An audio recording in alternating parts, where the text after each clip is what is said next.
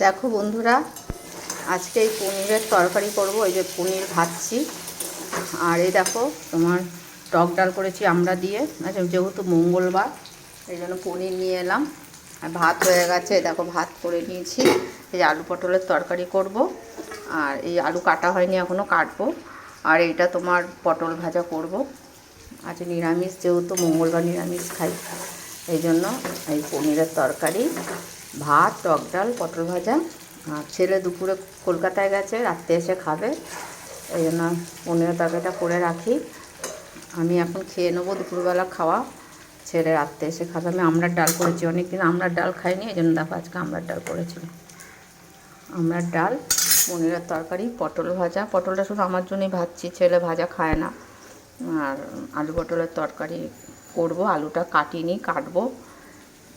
রাখছি বন্ধুরা, তোমরা সকলে ভালো থেকো। বর্ষাতে কে কেমন আছো জানিও।